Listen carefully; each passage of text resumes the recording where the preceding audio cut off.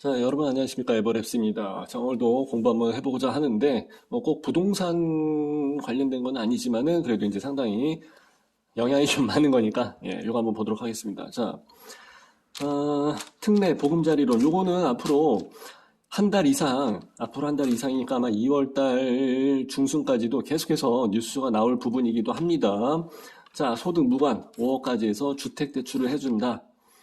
요거를 한번 보도록 하겠습니다. 자, 9억 이하로 해갖고 최저 3.75% 최저가 항상 이제 자기 유리한 대로 이야기를 하고 하니까. 근데 지금 뭐 3.75, 뭐 4% 잡고 해서 들어간다 할지라도, 사실 뭐 5%를 잡고 들어간다 할지라도 뭐 이 정도면은 지금 다른 시중은행에서 하는 것보다는 낮으니까, 이것도 적은 건 아니지만 낮으니까 그냥 갑니다. 가는 걸 거예요. 그리고 이제 사람들 많이 몰리게 될 것 같습니다. 자, 금리 상승기, 요즘 같은 시즌에 실수요자의 내 집 마련을 위해서 이래저래 이제 한다라고 해서 나와 있는데, 자, 이자 부담을 크게 낮춰줄 수 있는 기회라는 평가다. 이런 것 때문에 아마 사람들이 많이 몰리게 될 것 같다라고 해서 이제 말씀을 드린 거고, 1년간만 한시적으로 운영을 한다 해서 이제 39조, 이렇게 해서 편성을 했다고 하는데, 39조면은 보통 나가는 거가 뭐 1조, 뭐 이 정도에서 나가고, 뭐 2조까지 해서 나간 경우도 별로 없는데, 이 정도면은 사실 굉장히 많이 나가는 엄청난 규모라고 해서 생각이 됩니다. 그래서 이 정도 규모라는 조건을 갖춘 신청자는 모두 이용할 수 있을 것으로 본다. 좋아요. 자, 대출 문턱을 크게 낮췄다 해서 이제 나와 있는데, 이전에 흥행 실패했었죠. 보금자리론, 거기에 대한 타겟책이죠. 회심의 카드. 그러니까 제가 봤을 때는 요번에 좀 자세하게 볼 필요가 있습니다. 자, 세부 뉴스. 자, 이제 무주택, 1주택자 대상으로 해서 50년까지 해서 고정금리로, 그냥 변하지 않겠다는 이제 그 얘기인데, 최장 50년 고정. 내가 봤을 때는 올 하반기 지나고 나서는 조금 금리가 내려갈 수 있는 여지가 많을 것 같긴 한데, 어찌됐든지 간에 그때 가서는 중도상환 수수료 없이, 뭐, 예를 들어서 한 뭐 10년 차, 20년 차 갔다 그러면 아파트 값이 지금하고 똑같겠냐고요. 그래서 아마 그 정도의 시간이 흘렀다, 뭐 10년 전이다, 20년 전이다, 그러면 10년 전에 금액을 한번 보라고요. 아파트 시세가 얼마로 잡혀 있었는지. 아파트 금액은, 하방 경직성이라고 하죠. 하방 경직성. 부동산 자체가 하방 경직성. 이거 한마디로 정리가 될 수 있습니다. 부동산 가격의 특성. 하방 경직성이 있기 때문에 그렇게 해서 내려가는 케이스는 그렇게 쉽지가 않아요. IMF가 오지 않는 이상. 그래서 하방 경직성이 있기 때문에 더 내려가기는 쉽지는 않을 것 같다. 하여튼 뭐 그때 가서 올라갔었을 때 그때 가서 다 이제 올라간 시세 차익이 있으니까 그걸로 다 털어버리고 중도상환 수수료도 없으니까 그냥 털고 나오면 된다는 얘기죠. 자, 대출 가능 주택 가격도 6억 원에서 9억으로 올렸다.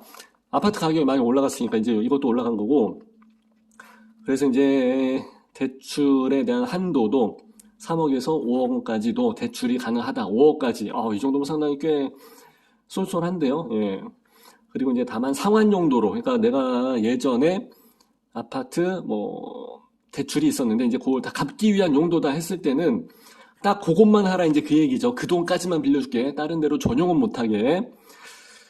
전용을 할 수 있게끔 해줘야 될 것 같은데, 그렇습니다. 하여튼 뭐 지네 목적에 부합하지 않는 것으로는 쓸 수 없게끔. 하여튼 이제 딱 그 돈만 대출을 받을 수 있게끔 한 거고. 자, 그리고 이제 KB 시세를 이용해서 간다고 합니다.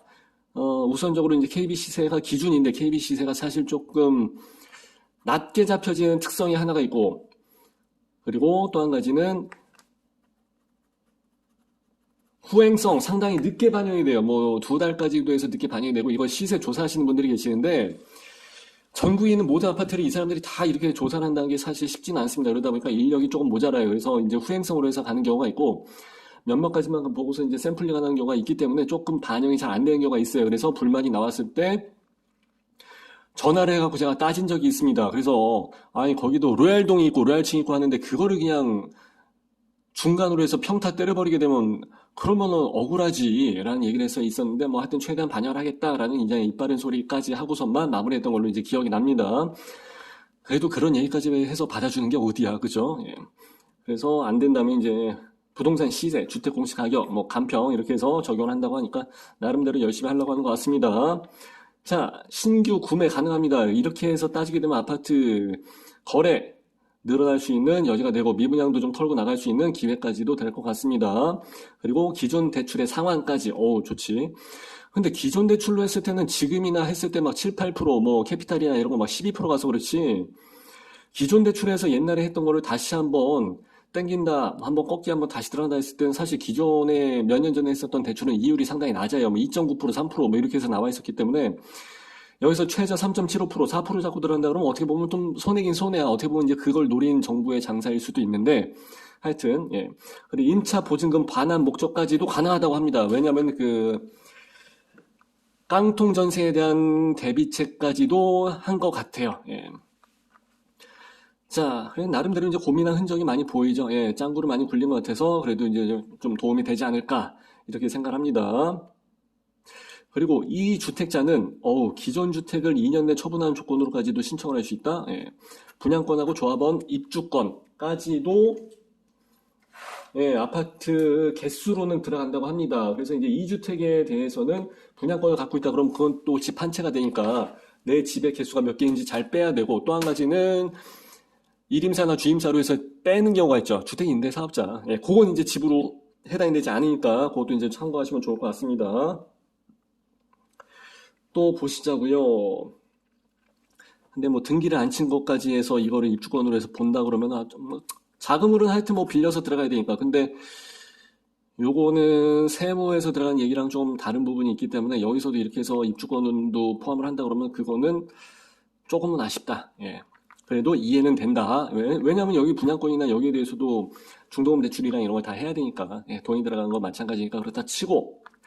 자, DSR에 적용을 받지 않는 점도 장점이다가 아니라 DSR에 적용을 받지 않는다는 게 최대 장점이죠. 이게 제가 봤을 땐 가장 큰 장점인 것 같아요. 왜냐하면은 DSR을 적용을 한다는 것은 안 해주겠다는 얘기예요.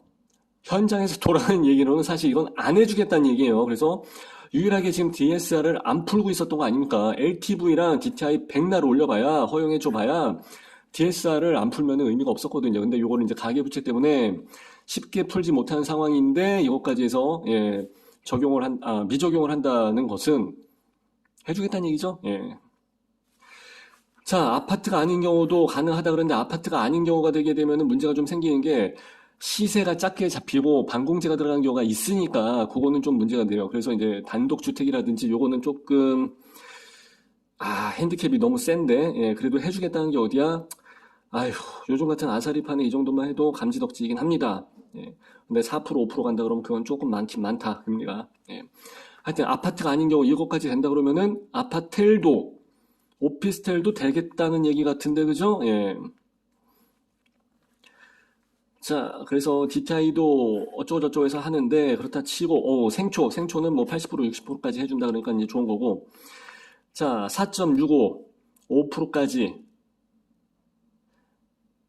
기본금리가 이제 이렇게 되는데, 8%까지 올랐다는 점을 비교하면 매력적인 건 아니지만은 어쩔 수 없이 울며 겨자 먹기로 1, 2포인트라도 낮기 때문에 하는 겁니다. 자, 10년, 15년, 20년, 30년, 40년, 50년 중에서 선택. 50년으로 갑시다. 여기에 따른 차이가 그렇게 많지는 않을 거예요. 여기서부터 여기까지 차이는 그렇게 많지는 않을 거예요. 요 정도랑은 좀 다르게 될 거야. 그래서 될 수 있으면 좀 길게 가시는 게, 요 정도에서 선택을 해서 길게 가시고 그냥 늙어 죽을 때까지 해서 그냥 빼버리는 게 낫지 않을까 싶기도 합니다. 근데 이제 금리는 고정금리로 해서 가는 게 좀 부담스럽긴 하지만 요 시즌 때 가서 이제 중도 상황까지를 목적으로 해서 하시는 게 좋을 것 같아요. 금리가 비싼 상태에서까지 이 상태로 해서 계속 이걸로 해서 50년을 끌고 간다 그러면 그건 좀 그렇고. 자, 전자 약정 및 등기를 하게 되면은 0.1포인트는 얼마 안 되는 거지만 원래 은행권들에서 하는 우대금리가 다 짜요. 예, 더럽게 짜요. 예, 그러다 보니까. 근데 전자 약정 및 등기를 할 수 있어? 일반 사람들이? 저도 셀프 등기라든가 이런 거 하게 되면은 진짜 골머리 아프거든요. 부동산들도 등기하는 그쪽에다 다 법무사 맡기고 진행하는 마당에 이거를 누가 과연 할 수 있을까? 예, 저는 좀 그렇게 생각합니다. 자, 그리고 6천만 원 이하의 그 저소득 청년 이 사람들도 0.1% 빼준다고 하는데 0.1% 빼주면 좋은데 6천만 원 이하의 저소득 청년?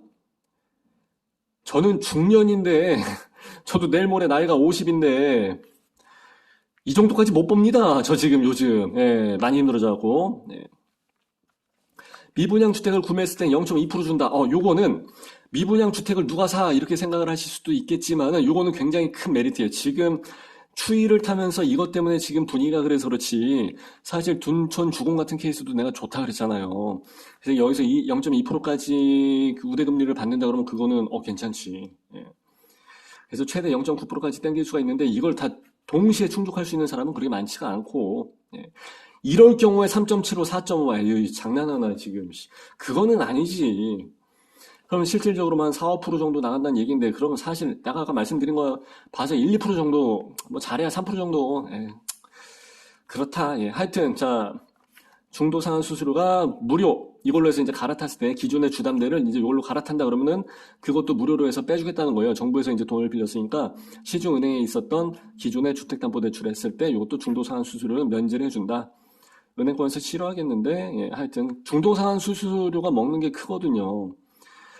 자, 그래서 이런 식으로 해서 원리금 상환 방식, 원리금은 원금과 플러스 이자 같이 내는 건데 이건 거치 기간이 있었으면 좋지. 일단은 뭐 3년 거치다 그러면 3년 후서부터 이제 나가니까 그렇게 되면 좀 편하고 좋은데 거치 기간이 없는 건 좀 아쉽다. 그거는 그 사이에 시간을 좀 벌어놓고 가계부채나 이런 거에 대한 위험 부담을 좀 덜 하겠다. 좀 리스크 회피를 하겠다는 얘기인데 하여튼 뭐 내 입맛에 다 100% 맞출 수는 없으니까 이 정도만 해준 것만 해더라도 저는 상당히 메리트가 있다. 그렇게 해서 생각을 합니다.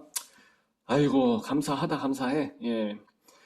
자, 이렇게 해서 오늘도 공부한 거 마무리하는 걸로 하고요. 제가 항상 부탁드리는 요거 있죠. 좋아요, 구독, 알람, 따봉 잘 좀 부탁드릴게요. 감사합니다. 빠이빠이.